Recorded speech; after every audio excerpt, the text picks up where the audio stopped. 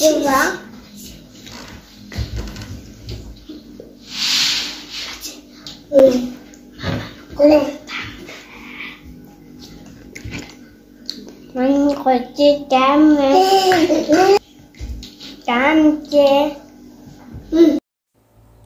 кеш достар, бүгін сіздерге ауылдың нағыз табиғи құртын жасап көрсететін боламын.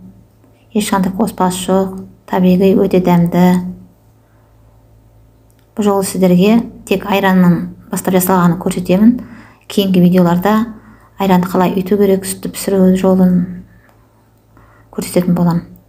Пісіп алған айранымызды өстіп қазанға құямыз. Піскен айран дегеніміз бұл айраннан майы алынған, сұйытылған піскен айран.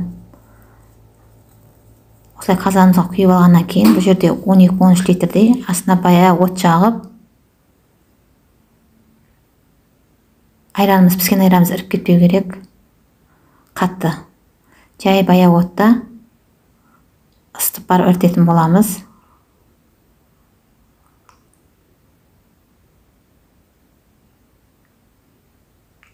Достар, келесі салатын видеоларымда қой айранның қалай жасалатынын, сүттің қалай ұйытылатынын бәрін түсіндіріп көрсететін болам.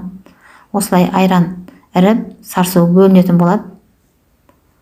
Енді осы іріген айранымызды екінші ыдысқа құйып алып, матадан сүзгі жасап, марлы болса да болады, соған құятын боламыз.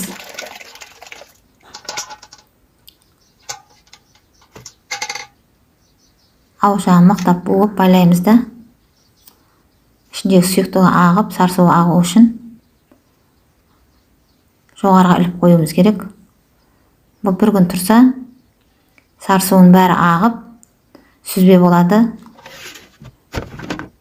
Бізде ауылда енді ағашқа, жоғарыдағы бақанға ілсе, осылай астынан сарсуы ағып, сүзбе болады. Міне осындай қалташықтағы сүзбемізді ары бері жақсылап қозғап аламыз. Міне сүзбеміз осы. Менің көптеген каналдағы выпечкаларымдағы сүзбе осы үй жағдайында жасалған табиғи сүзбе, өте дәмді.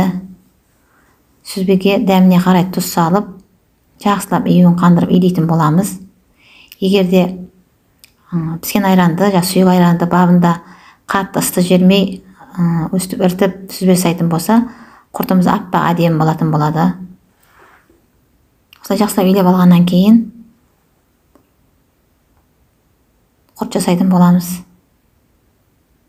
Құртты домалақ формада, сопақ шағып, өздеріңіздің қалағандарыңыз бойынша, фантазияларыңызға қарай формалармен жасауға болады.